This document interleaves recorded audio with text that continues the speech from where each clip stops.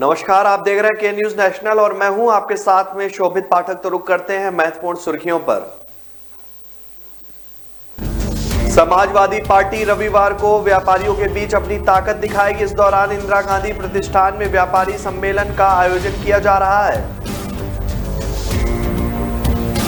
लखनऊ में 69,000 सहायक शिक्षकों की भर्ती में रिजर्वेशन की मांग को लेकर 5 महीने से धरना दे रहे शिक्षक अभ्यर्थियों पर शनिवार को लखनऊ पुलिस ने जमकर लाठियां बरसाई।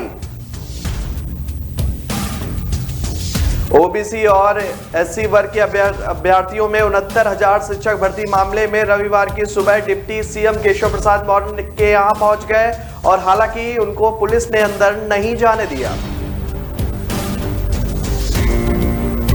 गृह मंत्री अमित शाह आज जयपुर दौरे पर हैं। एयरपोर्ट से ही शाह का स्वागत शुरू हो जाएगा। एयरपोर्ट से सीतापुर में जेईसीसी कन्वेंशन सेंटर तक करीब 9 किलोमीटर तक अमित शाह रोड शो करेंगे। हरियाणा के मुख्यमंत्री मनोहर लाल खट्टर ने हाल ही में कार्यालय का उद्घाटन किया है। समाजवादी पार्टी के मुखिया अखिलेश यादव ने अपने व्यापारियों के बीच अपनी ताकत दिखानी शुरू कर दी है। इस दौरान इंदिरा गांधी प्रतिष्ठान में व्यापारी सम्मेलन का आयोजन किया जा रहा है। इसमें सपा मुखिया अखिलेश यादव व्यापारी सम्मेलन कर उनके साथ चर्चा करेंगे। इस दौरान उनकी मांगों को सपा अपने घोषणा पत्र में शामिल कर सकती है। करीब 5,000 कारोबारियों के साथ सपा अध्यक्ष अखिलेश यादव पार्टी मुख्यालय में व्यापारी सम्मेलन करेंगे। बताया जा रहा है कि इसमें अलग अलग सेक्टर्स के कारोबारी और उद्यमी हिस्सा लेंगे। सम्मेलन में उनकी समस्याएं, आने वाली सरकार से उम्मीद और कारोबार, उत्तर प्रदेश के विकास के संदर्भ में चर्चा की जाएगी। उसके बाद सपा कारोबार और इंडस्ट्रीज से संबंधी अपना घोषणा पत्र तैयार करेगी। स्मॉल इंडस्ट्रीज मैन्युफैक्चरर एसोसिएशन के अध्यक्ष शैलेंद्र श्रीवास्तव ने बताया कि उनके संगठन को भी बुलावा आया है, वह लोग अपनी बात रखेंगे। बीजेपी जहां अपनी उपलब्धियों पर बात करेगी, वहीं समाजवादी पार्टी सरकार की कमियों के साथ व्यापारियों को अपने साथ जोड़ने की पहल करेगी। समाजवादी पार्टी व्यापार प्रकोष्ठ के प्रदेश उपाध्यक्ष पवन मनोचा ने बताया कि प्रदेश में कारोबारियों की स्थिति सबसे ज्यादा खराब है। जीएसटी रिफंड से लेकर यूपीएसआरडीसी की ओर से इंडस्ट्रियल एरिया को डेवलप करने का काम भी इस सरकार में नहीं हो पाया है। लगातार घाटा होने के बाद भी कॉमर्शियल और इंडस्ट्रीज की बिजली दरों में कोई भी कमी नहीं आई है। इनका वन प्रोजेक्ट भी कामयाब नहीं हो पाया है। उद्यमियों के लिए आज भी कोई प्रॉपर मंच तैयार नहीं है। ऐसे में कारोबारियों को सपा एक मंच देने जा रही है।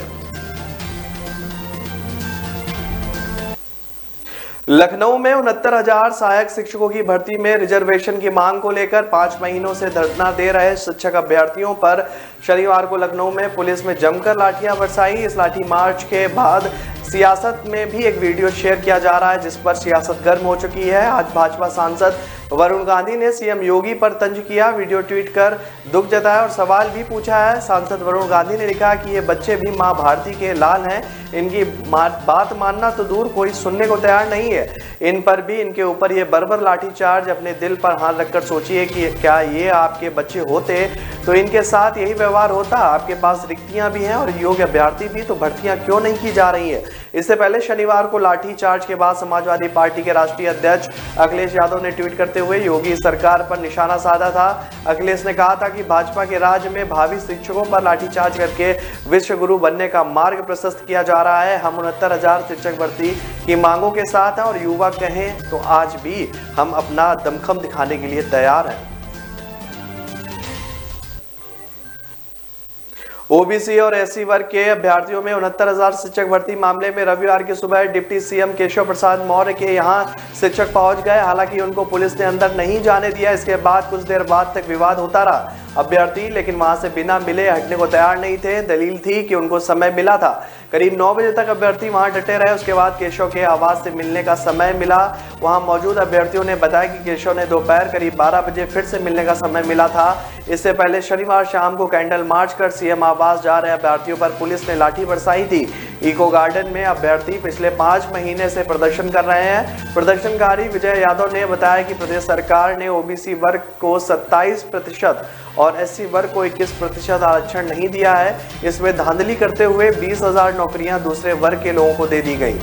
प्रदर्शनकारियों की मांग है कि राष्ट्रीय पिछड़ा वर्ग आयोग की रिपोर्ट को लागू किया जाए तथा राष्ट्रीय पिछड़ा वर्ग आयोग में जितने भी अभ्यर्थियों ने लिखित में शिकायत दर्ज कराई है उन सभी अभ्यर्थियों को समायोजित किया जाए।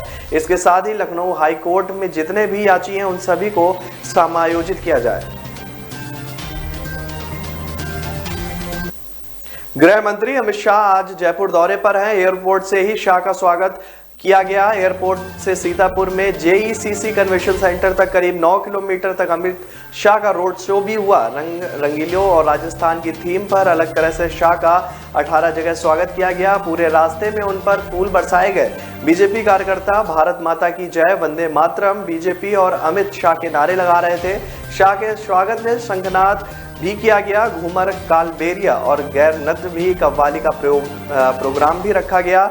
बीजेपी के अलग अलग मोर्चों में मंडल शाह का स्वागत किया जा रहा है। अमित शाह जेईसीसी में प्रदेश बीजेपी कार्य समिति के समापन सत्र और जनप्रतिनिधि सम्मेलन को संबोधित करने आए थे। बीजेपी प्रदेश अध्यक्ष सतीश पुनिया, प्रभारी अरुण सिंह, नेता प्रतिपक्ष गुलाब बंद कटारिया, उपनेता प्रतिपक्ष राजेंद्र राठौर भी उनके कार्यक्रम में शामिल हुए। हरियाणा के मुख्यमंत्री मनोहर लाल ने आज करनाल में नगर निगम की नई बिल्डिंग का उद्घाटन किया। इंटीग्रेटेड कमांड सेंटर का उद्घाटन, नागरिक अस्पताल नीलोखेड़ी व घरौड़ा के ऑक्सीजन प्लांट का उद्घाटन भी इस दौरान किया गया। इसके अलावा हांसी चौक से नमस्ते चौक तक सड़क निर्माण के कार्यक्रम का और शिलान्यास भी किया गया। 2 गांवों के लिए डिजिटल लाइब्रेरी का शिलान्यास भी हुआ। शहर के सेक्टर 12 में बेस नंबर 11 तथा 16 में 1618 वर्ग मीटर क्षेत्र पर से करीब 16 करोड़ रुपए खर्चे गए हैं, जिसमें सीएम ने ही 15 जनवरी 2016 को भवन निर्माण के लिए शिलान्यास किया था। 2 साल की अवधि में भवन तैयार करने का दावा भी किया गया था, लेकिन 2.5 साल में तो ढांचा तक पूरी तरह से कंप्लीट नहीं हो पाया। नगर निगम में बार बार दावे के बावजूद भवन तैयार करने में 3 साल की देरी हो गई। भवन के बेसमेंट में 9 स्टोर रूम बनाए गए हैं। इलेक्ट्रिकल व प्लम्बरिंग सेवाओं की व्यवस्था भी की गई है। भूतल पर महापौर, वरिष्ठ उपाध्यक्ष महापौर के रूम को व्यवस्था देकर बनाया जा रहा है।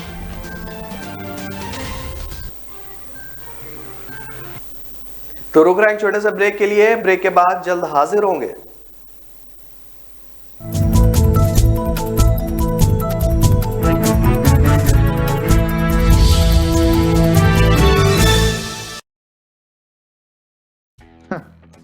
मेरी टीम तो जीत गई, लेकिन आप सोचिए अगर एक टीम आपके बाप की होती तो हर गली मोहल्ले में चर्चा आपकी होती, लेकिन है नहीं ना ब्रो, तो करनी पड़ेगी। टीम आपके बाप की नहीं, चर्चा आपके बिजनेस और आप। इसीलिए brand spot 365 bro, India's most trusted branding app. Brand spot 365 देता है हर बिजनेस की प्रमोशनल पोस्ट, फेस्टिवल ग्रीटिंग्स और वीडियोस।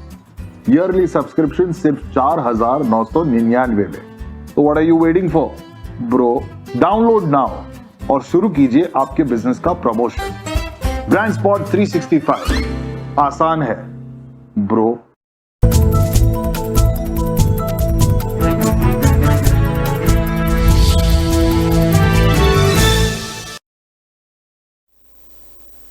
ब्रेक के बाद फिर स्वागत है आपका। रुक करते हैं आगे की खबरों पर। केंद्रीय गृह मंत्री अमित शाह ने भारतीय किसान यूनियन के वरिष्ठ नेता युद्धवीर सिंह से फोन पर शनिवार को बात करी। इस दौरान अहम चर्चा भी की गई। किसानों पर दर्ज मुकदमे वापस लेने पर सहमति भी बन गई है। यह भी आश्वासन मिला है कि सरकार बिजली संशोधन बिल लागू नहीं करेगी। एमएसपी का लाभ किसानों को कैसे मिलेगा, इस पर चर्चा के लिए संयुक्त किसान मोर्चा ने 5 सदस्यीय कमेटी बना ली है। कमेटी की रविवार सोमवार को गृह मंत्री से वार्ता हो सकती है। भाकियू नेता युद्धवीर सिंह ने अमित शाह से बातचीत की जानकारी दी। उन्होंने बताया कि शुक्रवार को फोन पर कृषि मंत्री नरेंद्र सिंह तोमर से बात भी हुई थी और शनिवार को अमित शाह से फोन पर वार्ता हुई। यह वार्ता सकारात्मक रही। किसानों पर दर्ज मुकदमों के संबंध में गृह मंत्री ने उनसे कहा है कि भाजपा शासित राज्यों में दर्ज मुकदमों को खत्म करने के लिए राज्य सरकारों को पत्र लिखेंगे, जबकि रेलवे के मुकदमे केंद्र सरकार सीधे तौर पर समाप्त कर देगी। किसान नेताओं का दावा है कि अकेले हरियाणा में 45,000 से ज्यादा किसानों पर मुकदमे दर्ज हैं। 1 साल के भीतर ये मुकदमे दर्ज हुए हैं। दिल्ली में 26 जनवरी 2021 की हिंसा के बाद से भी दर्जनों किसान जेल में बंद हैं। अमेठी इस शहर का नाम सामने आते ही गांधी परिवार की तस्वीरें नजरों के सामने आ जाती हैं, लेकिन अब तस्वीरें बदल चुकी हैं। 2019 में राहुल गांधी को हराकर भाजपा की स्मृति ईरानी जहां अमेठी से सांसद बन गई, वहीं सपा ने भी अमेठी को अपना गढ़ बनाने की कवायद शुरू कर दी है। इसके लिए समाजवादी पार्टी ने अमेठी में स्मृति से मुकाबला करने के लिए अपर्णा यादव को उतारा है। मुलायम सिंह यादव की छोटी बहू अपर्णा यादव भी आज पहली बार अमेठी पहुंच रही हैं। यहां वह तिलोई विधानसभा में सपा कार्यकर्ताओं से संवाद करने आएंगी और इससे अमेठी का सियासी पारा भी बढ़ गया है। सियासी हलकों में चर्चा है कि अपर्णा यादव अमेठी की तिलोई विधानसभा से चुनाव लड़ सकती हैं। दरअसल जानकार बताते हैं कि अमेठी में स्मृति ईरानी को टक्कर देनी है तो किसी मजबूत महिला को उनके सामने उतारना पड़ेगा। यही वजह है कि 2022 में अमेठी पर कब्जा करने के लिए सपा ने अपर्णा यादव को स्मृति ईरानी के सामने उतारा है। मुलायम परिवार की बहू होने के नाते अपर्णा यादव का जिले की सभी सीटों पर अच्छा प्रभाव हो सकता है। आपको बताते चलें कि इससे पहले अपर्णा यादव 2017 का चुनाव लखनऊ कैंट विधानसभा से लड़ चुकी हैं, जहां वह रीता बहुगुणा जोशी से हार गई थी। छत्तीसगढ़ के बलौदा बाजार में 2 दिसंबर को कबीर पंथ के धर्मगुरु प्रकाश मुनि की बेटी किरण की शादी हुई। बलौदा बाजार जिले के दामाखेड़ा में हुए इस कार्यक्रम में बड़ी तादाद में आम और खास लोग पहुंचे। इस कार्यक्रम का अब एक वीडियो सामने आया है। इस वीडियो में प्रकाश मुनि डांस करते नजर आ रहे हैं। डीजे की धुन पर नाच रहे रिश्तेदारों और वहां मौजूद लोगों के आग्रह को स्वीकारते हुए प्रकाश मुनि ने डांस किया। इस पर कुछ लोगों ने मोबाइल में इस पल को कैद कर लिया। प्रकाश मुनि की बेटी की शादी का कार्यक्रम बेहद भव्य रहा। यहाँ विंटेज लुक की कार भी नजर आई और बहारों फूल बरसाओं के गीत पर लोगों ने जमकर डांस किया। छत्तीसगढ़ की राजधानी रायपुर में शनिवार शाम एक पार्टी में एक्टर सोनू सूद पहुंचे। पार्टी में शामिल हुए बहुत से वीवीआईपी तक को इस बात की खबर नहीं थी कि सोनू रायपुर आ रहे हैं। अचानक बाउंसर्स ने पार्टी एरिया को घेरा और एक्टर सोनू सूद की एंट्री हुई। पार्टी में शामिल लोग उन्हें अचानक देखकर हैरान हो गए। इस पार्टी में काफी सीक्रेट तरीके से सोनू सूद पहुंचे हुए थे। रायपुर के वीआईपी रोड स्थित एक मैरिज लॉन में हुई शादी के कार्यक्रम में सोनू सूद शामिल हुए। उनके साथ उनकी पत्नी सोनाली भी थी। रायपुर के कारोबारी राजेंद्र नायडू के परिवार की शादी में शामिल होने मुंबई से सूद रायपुर आए। खबर है कि नायडू परिवार सूद का बेहद करीबी है। इस वजह से इस कार्यक्रम में निजी तौर पर सोनू सूद पहुंचे हुए थे। कार्यक्रम में नायडू परिवार के लोगों ने परफॉर्म भी किया। उन्हें स्टेज पर थिरकता देखने के बाद सोनू सूद ने कहा कि मैं कभी घर पर बड़ा फंक्शन करूं तो ऐसे काका काकी हमारे फंक्शन में भी परफॉर्म करें तो मजा आ जाएगा, मुझे कुछ डिस्काउंट दे दीजिएगा। ये सुनते ही सभी लोग हंस पड़े।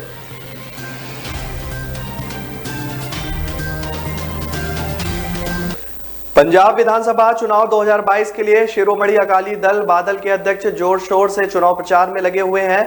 वह आम लोगों को लुभाने के साथ साथ अपने नेताओं पर भी डोरे डाल रहे हैं। उनकी तरफ से अपनी चुनावी सभाओं के दौरान नेताओं को मंत्री पद ही नहीं बल्कि जिले भी बांटे जा रहे हैं। हाल ही में खन्ना में हुई चुनावी सभा के दौरान उनकी तरफ से खन्ना को जिला बनाने का ऐलान भी कर दिया गया। वह कई तरह के ऐलान अपनी चुनावी जनसभा में कर रहे हैं, क्योंकि सुखबीर सिंह बादल अपने इस तरह के ऐलानों से मुख्यमंत्री की कुर्सी हासिल करने की उम्मीद बांधे हुए हैं, जबकि विरोधी मोर्चा इस पर कटाक्ष कर रहा है। कहा जा रहा है कि सुखबीर सिंह बादल काफी जल्दबाजी में और बिना सोचे समझे ऐलान कर रहे हैं। अभी तो तय भी नहीं हुआ है कि उनकी सरकार आनी भी है कि नहीं। सुखबीर सिंह बादल की तरफ से साहनेवाल में चुनावी रैली का आयोजन किया गया था। इस दौरान स्टेज पर बगल में ही खड़े शरणजीत सिंह ढिल्लों की तरफ से हाथ खड़ा करके कहा गया कि आने वाली सरकार में शरणजीत सिंह ढिल्लों को मंत्री बनाया जाएगा। इसके बाद वह चुनावी सभा के लिए मोगा पहुंचे हुए थे। यहां पर उनकी तरफ से जत्थेदार तोता सिंह को कैबिनेट मंत्री बनाने का ऐलान किया गया। अब वह खन्ना पहुंचे तो कहा कि लुधियाना बेहद बड़ा जिला है, इसलिए खन्ना को भी जिला बनाया जाएगा।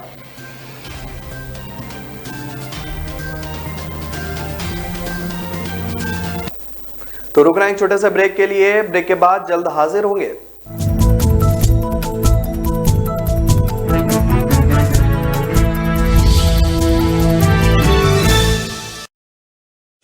न ऐश का न द्वेष का, यह दंगल है देश का। सुलगती समस्याओं के जुलसते सवालों का होगा दंगल देश का। प्रशासन के प्रश्नों को लेकर होगा दंगल देश का। शिक्षा, स्वास्थ्य, समाज, कानून और व्यवस्था के आज क्या है हालात। सोमवार से शुक्रवार रोज रात 8 बजे जलपा क्षत्रिय के साथ दंगल देश का।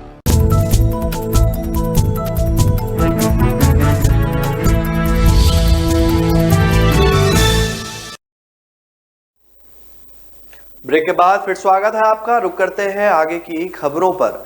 केंद्र शासित प्रदेश चंडीगढ़ को भी राज्यसभा में प्रतिनिधित्व मिले, इसके लिए रूपनगर से सांसद मनीष तिवारी शीघ्र ही लोकसभा में एक निजी बिल लेकर आ रहे हैं। उन्होंने बिल का जो ड्राफ्ट तैयार किया है उसमें साफ तौर पर कहा गया है कि केंद्र शासित प्रदेशों को भी राज्य का दर्जा प्राप्त हो, और यदि केंद्र शासित प्रदेश से सांसद का चुनाव हो सकता है तो फिर राज्यसभा के लिए यहाँ से प्रतिनिधि क्यों नहीं चुना जा सकता। मनीष तिवारी ने ड्राफ्ट किए गए बिल की कॉपी केंद्रीय गृह मंत्री अमित शाह को भी भेजते हुए पत्र भी लिखा है। मांग की है कि वह उनके बिल को सरकार का बिल मानकर लोकसभा में लेकर आए और इस असमानता को जो चल रही है उसको दूर करे। केंद्र शासित प्रदेशों को भी राज्यसभा में प्रतिनिधित्व दिलाए ताकि केंद्र शासित प्रदेश की आवाज भी लोकसभा के साथ राज्यसभा में भी बुलंद हो सके। उन्होंने आगे कहा कि संविधान में राज्यों की परिषद में केंद्र शासित प्रदेशों को भी प्रतिनिधित्व दिया जा सकता है यदि संसद में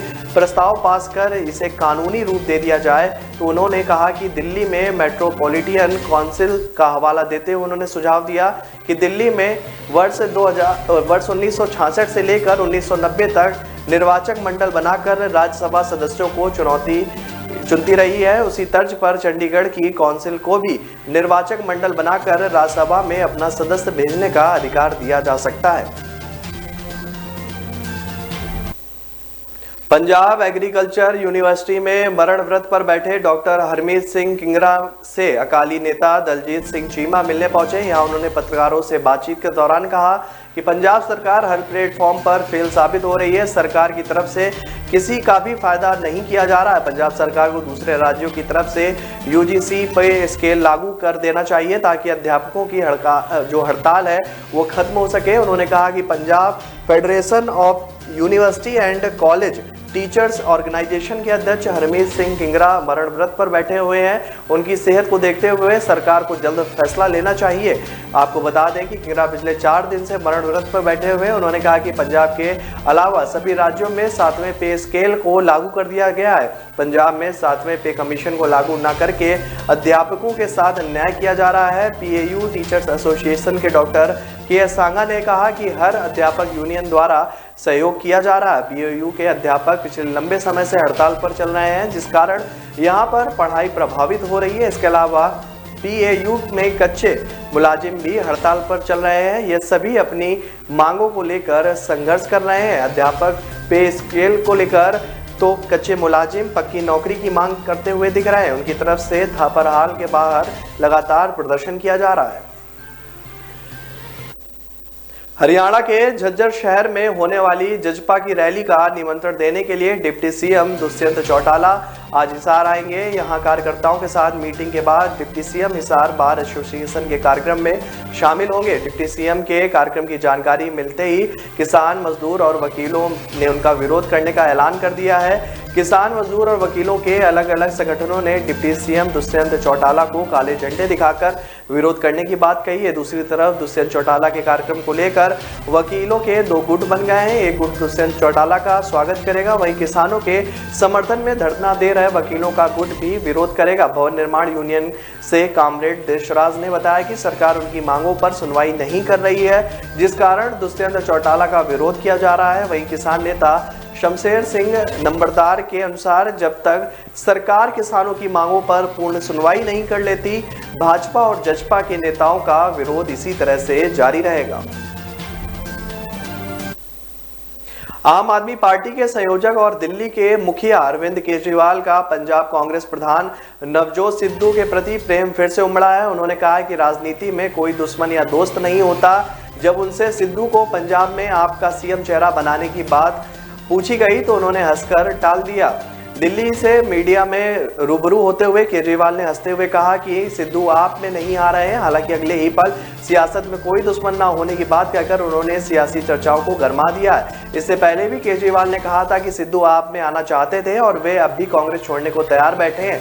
केजरीवाल से पूछा गया कि सिद्धू ने एक संत के वीडियो के जरिए उनसे पूछा है कि फ्री की राजनीति क्यों कर रहे हो। इसके बाद सिद्धू ने कहा कि केजरीवाल की मुफ्त बिजली, 26 लाख नौकरियां और 1 करोड़ महिलाओं को 1,000 रुपए पर सालाना 1.10 लाख करोड़ रुपए का खर्चा होगा। पंजाब का बजट 72,000 करोड़ है, इसमें से 70,000 करोड़ सैलरी और कर चुकाने में चला जाता है। इस सवाल पर केजरीवाल ने कहा कि मैं बड़ी विनम्रता से सिद्धू साहब को कहता हूं कि वे सरकार छोड़े, हम काम करके देंगे। केजरीवाल ने इस बात से भी इनकार किया है कि वह पंजाब में आपकी तरफ से सीएम पद के दावेदार है। केजरीवाल ने कहा है कि वह दिल्ली के बेटे हैं और भाई है, वह दिल्ली में ही रहेंगे, दिल्ली छोड़कर कहीं नहीं जाएंगे।